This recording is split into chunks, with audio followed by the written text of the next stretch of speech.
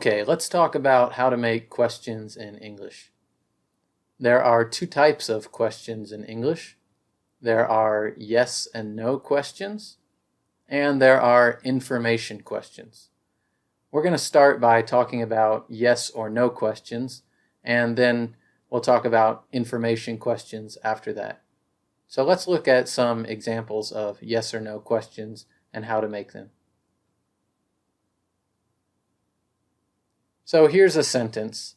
Sam has gone to the store. In this sentence, the first thing we want to do is identify the subject and the first auxiliary verb. In this sentence, it's going to be Sam has. Sam is the subject and has is the first auxiliary verb. If you need some help understanding more about auxiliary verbs, then see my other video. I'll leave a link in the description below. But once you find the subject and that first auxiliary verb, then you're going to switch them. You put the first auxiliary verb at the beginning and the subject after the first auxiliary verb. And once you put your capital letter at the beginning and your question mark at the end, you have a yes or no question. Has Sam gone to the store? Oh, yes, he has. Or no, he hasn't. The only answer is yes or no. That's why we call it a yes or no question. So let's look at another example. The team should have been practicing more often. So again, let's identify the subject and the first auxiliary verb. In this case, it's the team, which is the subject, and should, which is the first auxiliary verb.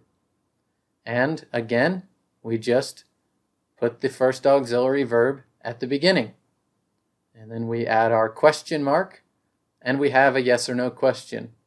Should the team have been practicing more often? Yes, they should have. No, they shouldn't have. Let's look at one more example. In this sentence, our entire family will be taking a vacation next summer.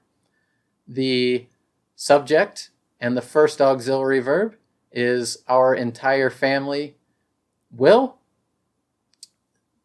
Our entire family is the subject, and will is the first auxiliary verb.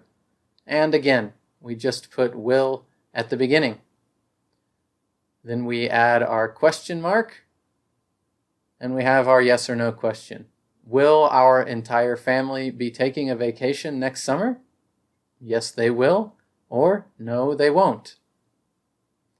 So that's how we make yes or no questions in English.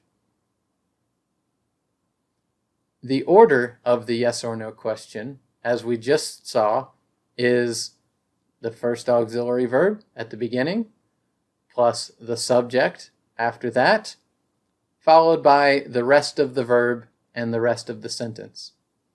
That's how we make a yes or no question. Let's move on and talk about information questions. For information questions, we're going to use words like what, when, where, why, and how. These words are asking information from the person, so that's why we call it an information question. And good news, the formula for the information question order is the same. We have the first auxiliary plus the subject plus the rest of the verb.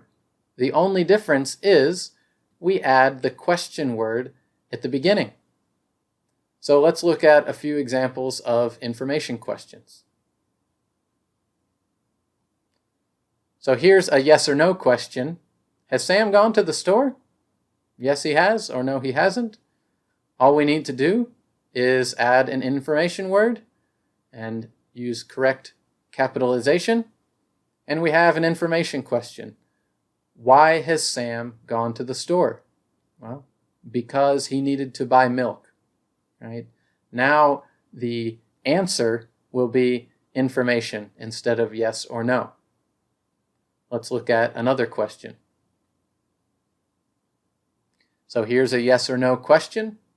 Were you eating that? Oh, yes, I was eating that. But if we want to make an information question, we can add an information word. When were you eating that?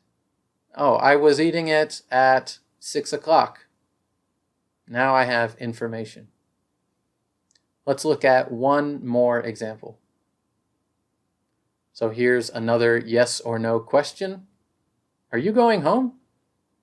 Yes, I'm going home. Or no, I'm not going home. To make it an information question, we just add the word, and now I can say, how are you going home? And the answer will be something like, well, I'm going to drive my car, or I'm going to walk. So that's how we make questions in English.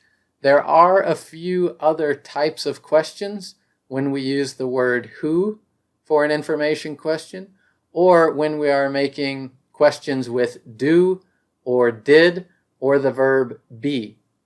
And I'm going to look at those in a separate video. So let's review what we've talked about in today's video.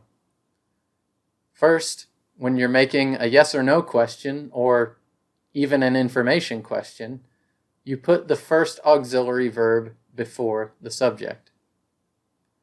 Secondly, put the information question word before the first auxiliary verb. So once you can find those auxiliary verbs and the subjects, you'll be able to make questions and analyze them in English. I hope this video has been helpful for you. If you would like to have some listening practice, you can go to listenlearnspeak.net and you can find the podcast there with episodes and transcripts. Thanks for watching, and I look forward to seeing you in the next video.